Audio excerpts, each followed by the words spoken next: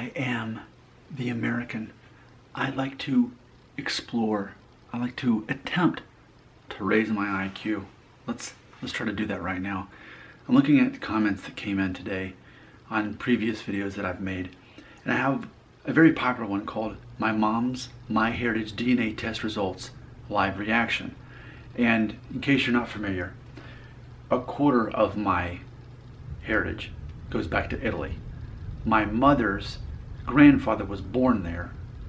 Her grandparents were born in Italy and then came here. So my grandfather, therefore, was a first-generation Italian-American. My mom had embraced this, always identified as someone who was, quote, half Italian, even though understandably that's a nationality, but ultimately in America that's how we often do it. We go back to the nation more so than anything. So with that being said, she's imagining that she is, quote, half Italian her whole life. She took a DNA test, I filmed it, and in real time I revealed to her that in fact DNA test says 4.5% Italian, 15.2% Sephardic Jewish, and then 14.1% West Asian, which is arguably Iran, Iraq, that sort of thing, maybe Turkey. But in this gave us confirmation of what she and I specifically always speculated, that we have Jewish heritage, that there was too many, and I've made many videos explaining why we always perceived it that way, but we felt connected to people who are Jewish, even though we're of the Christian faith. We still feel that connection and have such a respect for Jewish people. So with that being said, that video that I'm referring to, My Mom's MyHeritage DNA Test Results Live Reaction, someone had left this comment, and it looks like the Iron Man 987 had this to say, quote, if you're Jewish, it doesn't mean that you're God's chosen people. Sigh.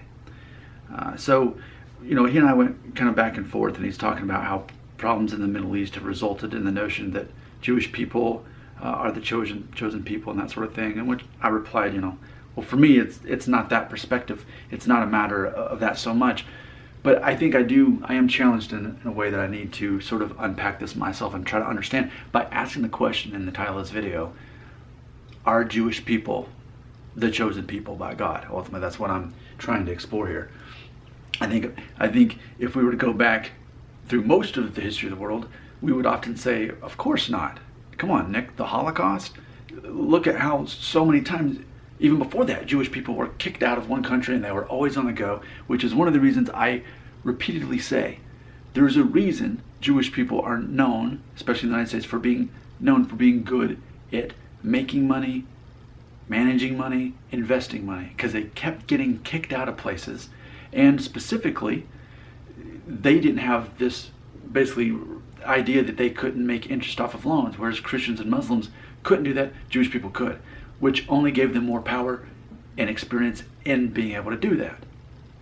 So by the time modern day get to the United States, well, then there's this ally situation with the United States and with the Jewish people, and therefore by default Israel, because in Christian belief, Jewish people are God's chosen people. Even when Jesus came along, he's preaching the gospel to the Jewish people first. And the same thing with the disciples, starting with the Jewish people, who ultimately rejected him, even though he was Jewish and his original followers were. It wasn't until they went outside beyond that, and then that's when Christianity really became popular. But with that being said, this concept that the Jewish people are God's chosen people, that's part of the Christian mindset. And with the United States being not necessarily a Christian nation, but culturally, definitely there's a Christian identity built into American culture to some degree. Politically, from what I know about it, it seems convenient that we are to kind of partner with Israel politically, having kind of an ally there in the Middle East. So even if Israel's like the crazy Americans that they think that we're God's chosen people, therefore they're going to politically align with, okay, that works. Maybe that's all it is to them, I don't know. But there is this kind of bromance between the United States and Israel. But specifically, you can look at how in the United States, so much of this nation so much of its prosperity has happened because of Jewish people. In finance, even in the entertainment industry, it's hard to find any production company that isn't because of Jewish people. It's hard to find a movie or a TV show without at least one Jewish actor prominently featured in it. It's hard to find an exception to that rule. So I can see when you consider that the Jewish people are only about 2.5% of the American population, but yet so prominent in certain things that are so successful. And then, let's face it, even aside from whether you believe that Jewish people are God's chosen people, we still can't deny the fact that we're a fortunate sort of political ally with Israel because not only is it a Christian nation, Christianized nation, Christian culture nation, however you want to say it, not only because of that, but also selfishly for us politically, it's good for us to partner up with them. So it two ways, more than one.